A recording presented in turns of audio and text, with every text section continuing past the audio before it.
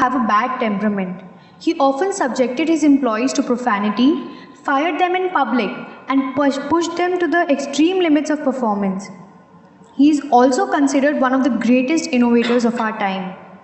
Is such behavior justified as long as one delivers results?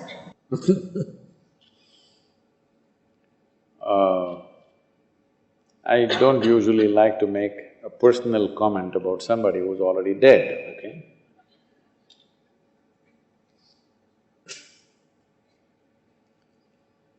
But I'm asking you,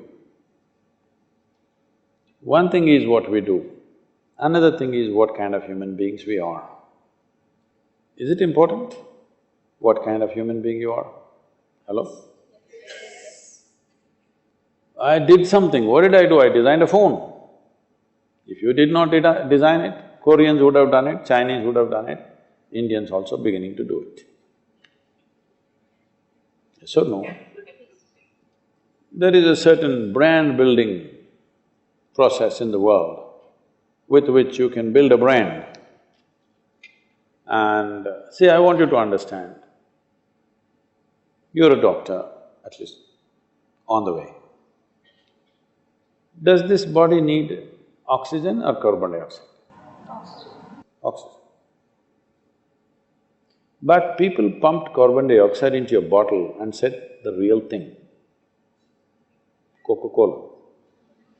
It's the largest brand on the planet, all right?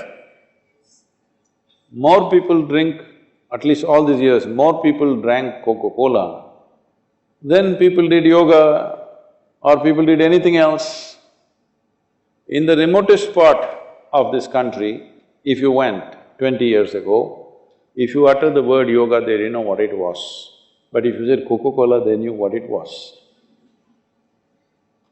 So just because it's branded like this and marketed like this, does it become that your system has become such it likes carbon dioxide and doesn't like oxygen? Is it so?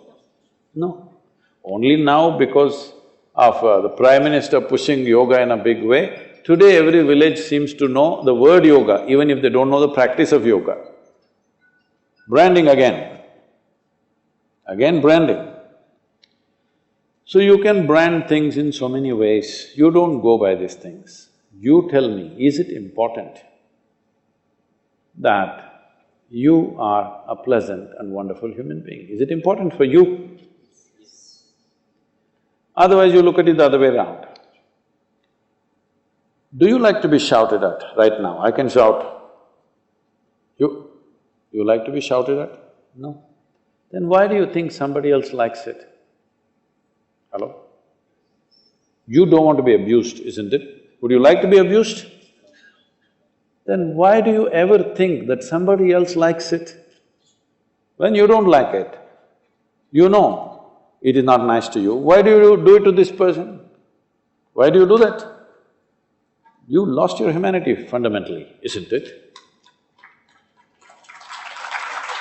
So, just because you made a lot of money, I don't think it means anything.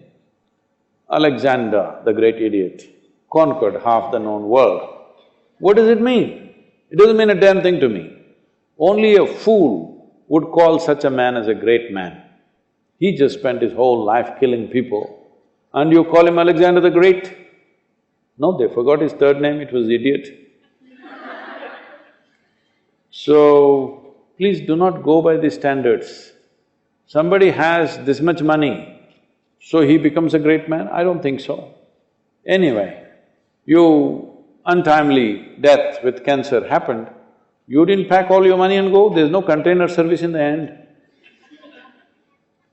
He went to the extent of saying that whatever at that time he had some $46 billion personal worth, he said, even if I have to use this $46 billion, every dollar of it, I would like to destroy Google. So you want to kill it, even if you lose all your money. There are people like this, even if both my eyes go, I want to take one eye of hers. This is the crudest level of existence as far as I am concerned. Now coming to the most awaited part of this event. What is that?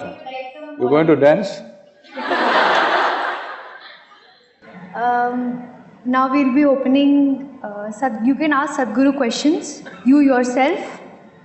Audience members who would like to ask questions, please raise your hands and the volunteers will come. Turn it on, please.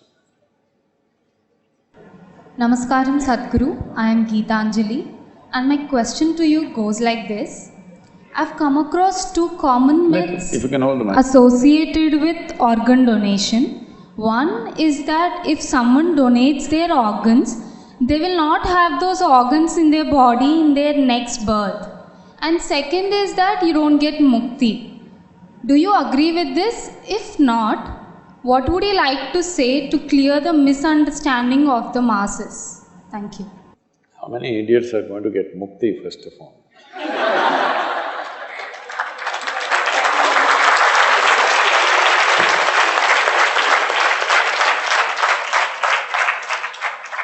The brain that you never used, if it can be used after you're gone, it's a good idea, isn't it? Hello? So, see, there are certain aspects to it which has been misunderstood and mispropagated. Today, medical sciences are also looking at this with great curiosity, that after a person is medically dead, certified dead, next 10 to 12 hours, a phenomena is happening in the body. You know this? So, when this phenomena is happening, if you start cutting up the body, it will disturb that phenomena. But in the yogic systems, we have known this for a very long time and we have systems with which we want to hasten that as quickly as possible. If you hasten this and that process is over, after that what you do with the body is nobody's business, okay? You can even give it to the local zoo as food.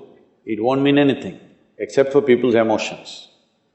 But when the phenomena is on, if you disturb it, it has certain impact. It's not like if you gave away your liver, you will come without a liver, then what's the problem? If you can function well without a liver, so many people are functioning okay without a brain. So what is the problem?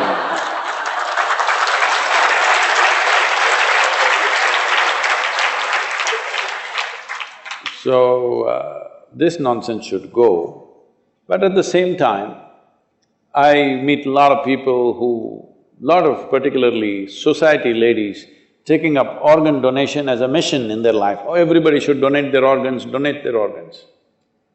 Don't push it beyond a certain point, because it has other consequences. Already it's happening big time, if you're not aware of it, in certain countries. See, whatever liver, kidney, whatever you have, the organs, all of them are designed to last for a lifetime, except in a few cases. Injury, or you drank yourself to death, or you're trying to, you did so many things wrong. Now, I every day drinking and my liver going, but I want your liver now. It's a very dangerous thing, please know this. You must understand it's not now. During Hitler's time, they tried to harvest organs and try to put it in other people. It didn't work, they didn't have the science understanding, but they tried.